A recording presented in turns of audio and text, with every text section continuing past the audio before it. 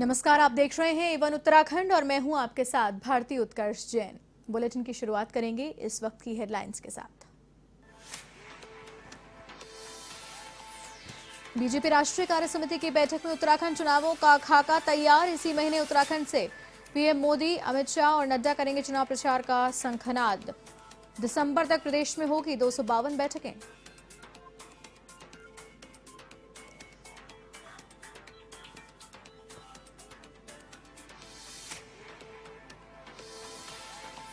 उत्तराखंड का 21वां स्थापना दिवस 9 नवंबर से मुख्यमंत्री पुष्कर सिंह धामी ने उत्तराखंड महोत्सव पर 7 दिवसीय समारोह आयोजित करने के दिए निर्देश। राजधानी से लेकर ग्राम पंचायत स्तर तक होंगे कार्यक्रम।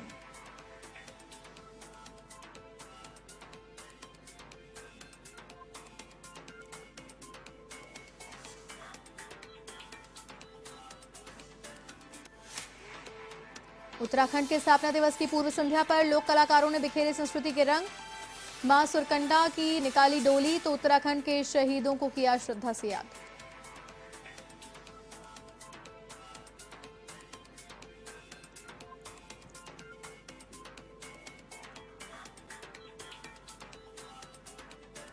ऋषिकेश के त्रिवेणी घाट पर विशाल छठ पूजन कार्यक्रम की तैयारियां तेज। महापौर ने किया तैयारियों का निरीक्षण। सीएम पुष्कर सिंह धामी हो सकते हैं मुख्य अतिथि।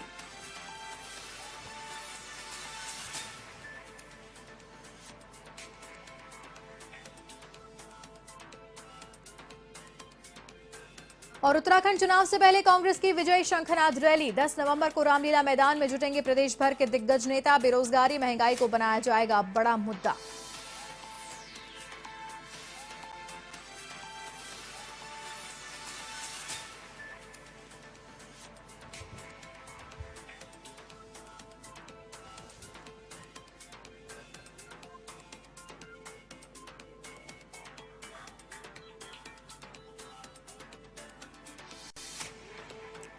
उत्तराखंड का 21वां स्थापना दिवस राज्य में मंगलवार से धूमधाम से मनाया जाएगा। इसके लिए पुष्कर सिंह धामी ने राज्य स्थापना दिवस को उत्तराखंड महोत्सव के रूप में आयोजित करने की बात कही है।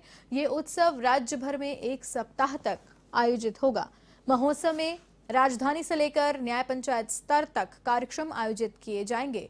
मुख्यमंत्री पुष्कर सिंह धामी ने इस अवसर पर उत्तराखंड गौरव पुरस्कार प्रदान करने को भी कहा है।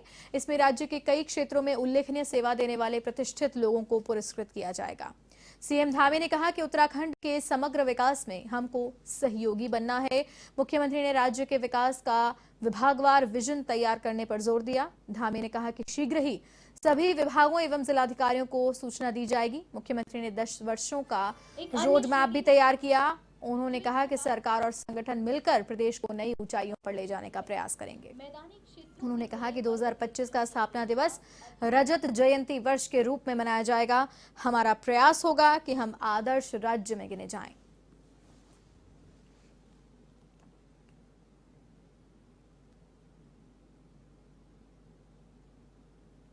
राज्य स्थापना दिवस की बहुत शुभकामनाएं देता हूँ। और इस बार हम लोगों ने ये तय किया है कि राज्य स्थापना दिवस पूरे 1 सप्ताह तक जो है इसके अलग अलग जगह पर अलग अलग कार्यक्रम आयोजित किए जाएंगे और ग्राम सभा स्तर तक के लोग इस राज्य स्थापना दिवस के अवसर पर इस स्थापना दिवस में सम्मिलित हों।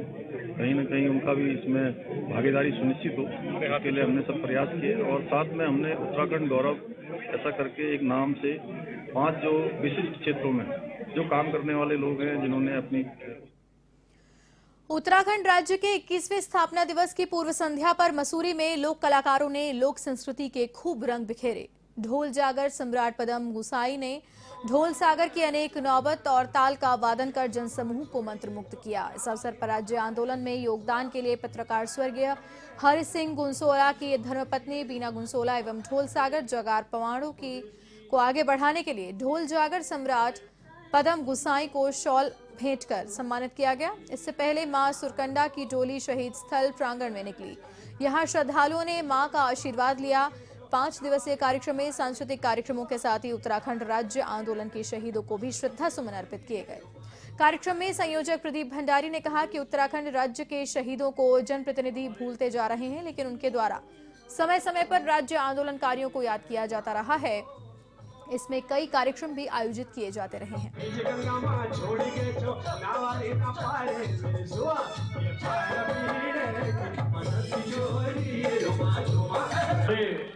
इस प्रदेश की उत्तराखंड राज्य एक है, शहीदों का स्थल एक है और हमेशा सही समय प्रभाव होते आए हैं। दिक्कत क्या है, जब 9 तारीख को मंच खाली है, उनको पूरा मंच बना के दिया जा रहा है। देवभूमि उत्तराखंड राज्य का स्थापना दिवस मंगलवार को है। राज्य की स्थापना के बीच इन वर्षों में कई उपलब्धियां हासिल हुई हैं। राज्यसभा सांसद प्रदीप टम्टा ने कहा कि भारत के सभी राज्यों की अपनी अलग पहचान है, लेकिन सांस्कृतिक राजधानी गैरसैंण को लेकर भाजपा ने कोई निर्णय नहीं लिया है। साथ ही भाजपा ने उत्तराखंड का निर्माण 9 नवंबर सन 2000 को कई वर्षों के लंबे संघर्षों के बाद भारत के 27वें राज्य के रूप में हुआ। सन 2000 से 2006 तक ये उत्तरांचल नाम से जाना गया। इसके बाद जनवरी 2007 में जनभावनाओं का सम्मान करते हुए इसे उत्तराखंड नाम दिया गया। इसीलिए इस दिन को उत्तराखंड में स्थापना दिवस के रूप में मनाया जाता है। आइए विस्तार से जानते हैं देवभूमि के बारे में।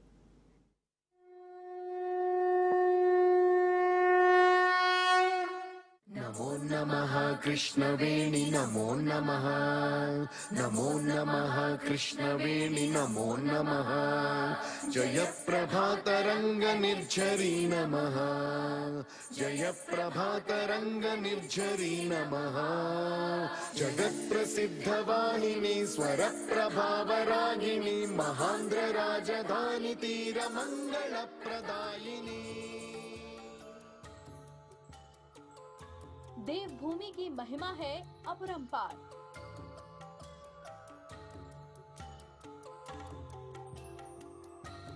यहाँ ऋषि मुनियों ने की सैकड़ों साल तपस्या।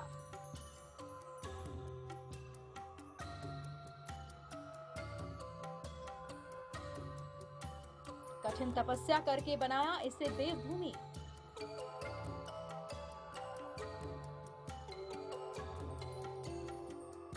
इसका वैभव पाने के लिए श्रद्धालु आते हैं दूर दूर से।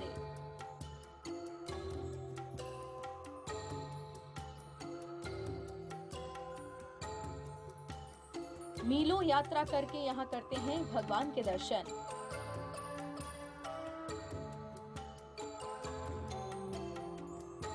उत्तराखंड की हवा में गंगा आरती की सुगंध है।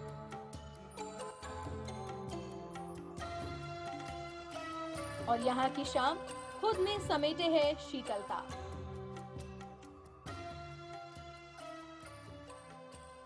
(2011) की जनगणना के अनुसार उत्तराखंड की जनसंख्या 1,01,16,752 है, जो बीते 10 सालों में इससे ज्यादा हो चुकी है। मैदानी क्षेत्रों के जिले पर्वतीय जिलों की अपेक्षा अधिक जनसंख्या घनत्व वाले हैं। उत्तराखंड के मूल निवासियों को कुमाऊनी या गढ़वाली कहते हैं, जो प्रदेश के 2 मंडलों कुमाऊं और गढ़वाल में रहते हैं। एक अन्य श्रेणी है गुज्जर, जो एक प्रकार के चरवाहे हैं और दक्षिण पश्चिमी तराई क्षेत्र में रहते हैं। देहरादून उत्तराखंड की राजधानी होने के साथ इस राज्य का सबसे बड़ा नगर है।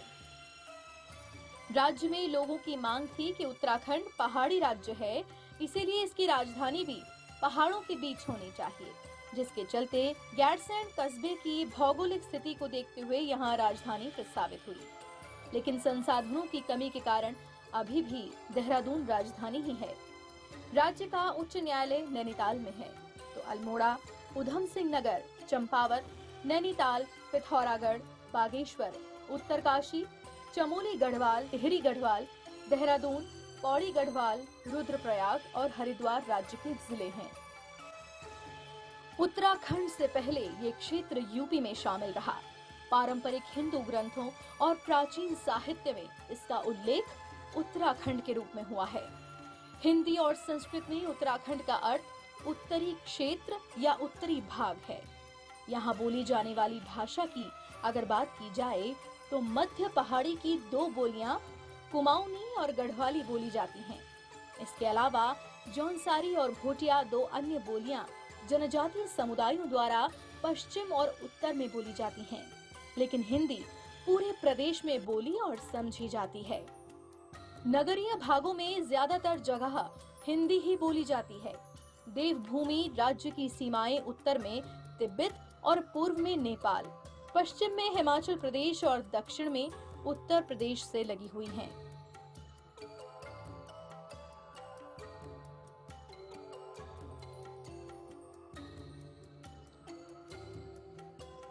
देवभूमि उत्तराखंड राज्य की संस्कृति यहाँ की नदियों और धार्मिक स्थानों से है। इस कारण यहाँ की नदियों का बहुत ही महत्व है। यहाँ भारत की सबसे बड़ी नदी गंगा और यमुना का उद्गम स्थल भी है। गंगा नदी भागीरथी के रूप में गौमुख से 25 किलोमीटर लंबे गंगोत्री हिमनद से निकलती है। भागीरथी और अलकनंदा देवप्रयाग में संगम करती हैं, जिसके बाद वो गंगा के रूप में पहचानी जाती है। यमुना नदी की उद्गम क्षेत्र बंदरपूंछ के पश्चिमी यमुनोत्री हिमनद से है। गंगोत्री और यमुनोत्री नदी और उनके तटों पर बसे वैदिक संस्कृति के कई महत्वपूर्ण तीर्थ स्थल हैं। इन नदियों के किनारे कई धार्मिक और सांस्कृतिक केंद्र स्थापित हैं। इसमें केदारनाथ, नैनीताल, गंगोत्री, यमुनोत्री, बद्रीनाथ, ऋषिकेश, हेमकुंड साहिब, नानकमत्ता, फूलों की घाटी, मसूरी, देहरादून, हरिद्वार, औली, चक्राता, रानीखेत, बागेश्वर, भीमताल, कौसानी, लैंसडौन आदि हैं। यहाँ भक्तों की आस्था सदैव देखने को मिलती है। तो वहीं उत्तराखंड में बृहद बांध परियोजनाएं भी हैं, जिनकी पूरे देश में कई बार आलोचनाएं भी की जाती रही हैं, जिनमें टिहरी बांध परियोजना मुख्य है।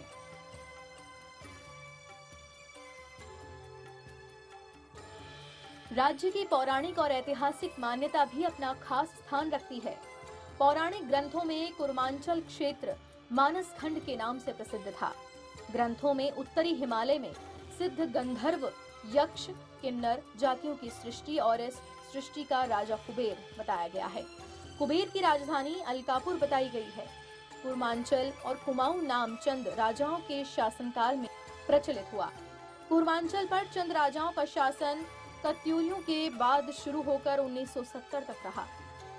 1790 में नेपाल की गोरखा सेना ने कुमाऊं पर आक्रमण कर उसे अपने अधीन किया। गोरखाओं ने 1815 तक राज किया। 1815 में अंग्रेजों से हारने के बाद गोरखा सेना नेपाल चली गई, लेकिन अंग्रेजों ने कुमाऊं का शासन चंद राजाओं को न देकर ईस्ट इंडिया कंपनी को दिया। गढ़वाल के इतिहास की अगर बात करें तो यहाँ के इतिहासकारों के अनुसार पंवार वंश के राजा ने इन गढ़ों को अपने अधीन करके एकीकृत गढ़वाल राज्य बनाते हुए श्रीनगर को राजधानी बनाया। केदारखंड का गढ़वाल नाम तभी प्रचलित हुआ। 1803 में नेपाल की गोरखा सेना ने गढ़वाल राज्य पर आक्रमण कर अपने अधीन कर लिया। महाराजा गढ़वाल ने नेपाल की गोरखा सेना की आधिपत्य से राज्य को मुक्त कराने के लिए अंग्रेजों से मदद ली। अंग्रेजों ने गोरखा सेना को देहरादून के समीप 1815 में परास्त कर दिया।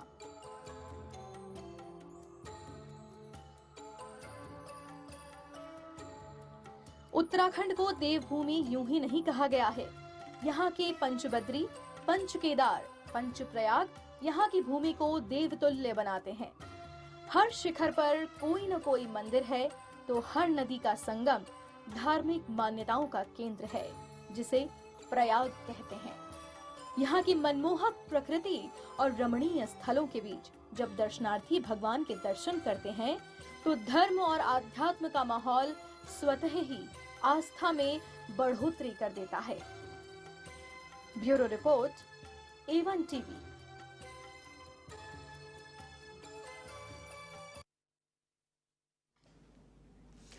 आगामी विधानसभा चुनाव की तैयारी में जुटी उत्तराखंड भाजपा इसी महीने से पूरी तरह से चुनावी मोड में नजर आएगी। रविवार को हुई राष्ट्रीय कार्य समिति की बैठक में इसका खाका पेश किया गया। बैठक के बाद प्रदेश अध्यक्ष मदन कौशिक ने बताया कि इसी महीने से चुनाव से जुड़ी गतिविधियां तेज होने जा रही हैं। दिसंबर तक प्रदेश भर में 252 बैठकों का आयोजन होने वाला है। उन्होंने बताया कि इस महीने प्रधानमंत्री नरेंद्र मोदी, गृह मंत्री अमित शाह, पार्टी के राष्ट्रीय अध्यक्ष जेपी नड्डा सहित तमाम केंद्रीय मंत्रियों के कार्यक्रम होने जा रहे हैं।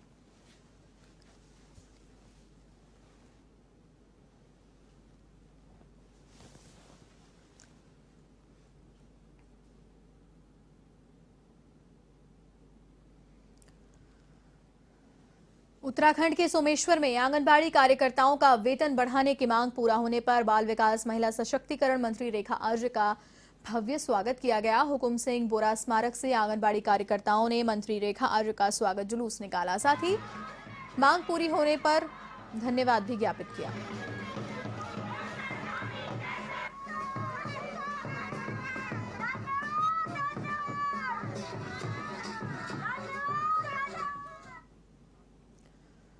मसूरी में कांग्रेस प्रदेश महासचिव गोदावरी थापली ने पत्रकारों से बातचीत करते हुए कहा कि कांग्रेस सरकार के दौरान लागू की गई योजनाओं का श्रेय कैबिनेट मंत्री और मसूरी विधायक गणेश जोशी ले रहे हैं।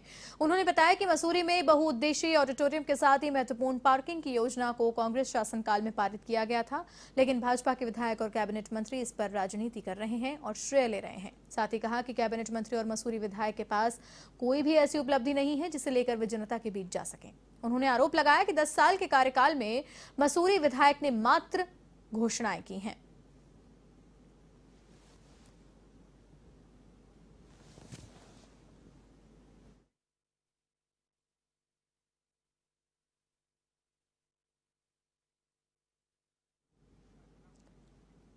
कांग्रेस नेता और जिला पंचायत उपाध्यक्ष चमोली लक्ष्मण सिंह रावत के पार्टी को दिए इस्तीफे के बाद अब उनके समर्थकों ने कांग्रेस पार्टी से सामूहिक इस्तीफा देने की चेतावनी देते हुए प्रदेश अध्यक्ष के नाम चेतावनी पत्र भेजा है। उन्होंने मांग की है कि जल्द ही जिला पंचायत उपाध्यक्ष लक्ष्मण रावत का इस्तीफा अस्वीकार कर उन्हें पार्टी में सम्मान दिया जाए। इसे लेकर नारायणबगड़ में ब्लॉक कांग्रेस कमेटी की बैठक आयोजित हुई, जिसमें कोटली जिला पंचायत वार्ड के लक्ष्मण सिंह रावत के दर्जनों समर्थक युवाओं ने भाग लिया और संगठन से गुजारिश की कि शीघ्र ही उनका इस्तीफा वापस लिया जाए।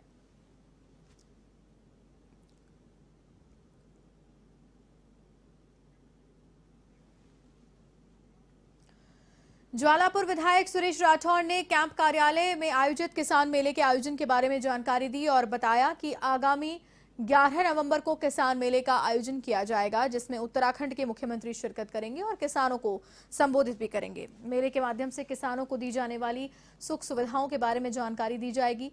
मेले के आयोजन की सभी तैयारियों को पूरा कर लिया गया है।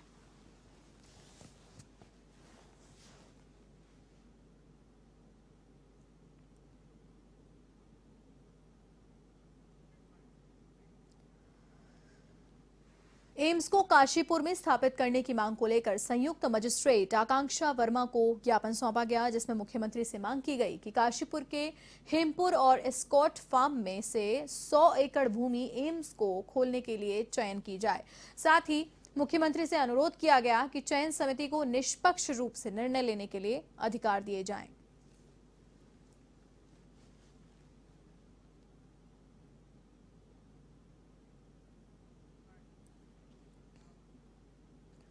ऋषिकेश के त्रिवेणी घाट पर 10 नवंबर को होने वाले भव्य और विशाल छठ पूजन कार्यक्रम की तैयारियां जोरों पर चल रही हैं। सार्वजनिक छठ पूजा समिति ने सांस्कृतिक कार्यक्रम के लिए अपना पूरा फोकस घाट के सौंदर्यीकरण पर लगा रखा है।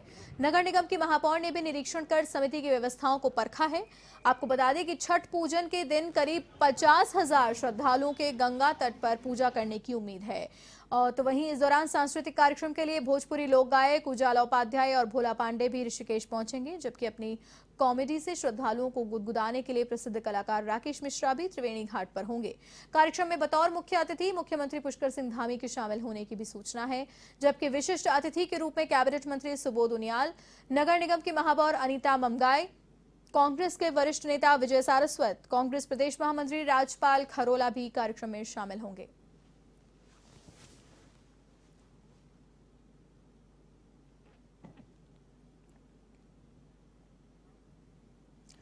उधम सिंह नगर के खटीमा में 10 नवंबर को होने वाले छठ महापर्व की तैयारियां जोरों पर हैं। इसे लेकर मेला घाट, 22 पुल और बगुलिया क्षेत्रों में नदी नालों और तालाब के किनारे बने छठ घाट की साफ सफाई की जा रही है और सौंदर्यीकरण का अभियान तेज किया जा रहा है। वरिष्ठ समाजसेवी नागेंद्र सिंह ने बताया कि छठ पर्व को बड़े ही धूमधाम से मनाया जाता है।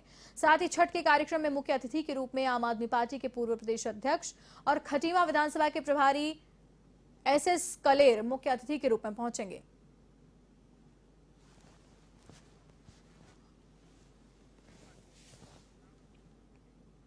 और इसी के साथ इस बुलेटिन में फिलहाल के लिए इतना ही। देश और दुनिया की तमाम बड़ी खबरों के लिए आप देखते रहिए A1 TV। नमस्कार।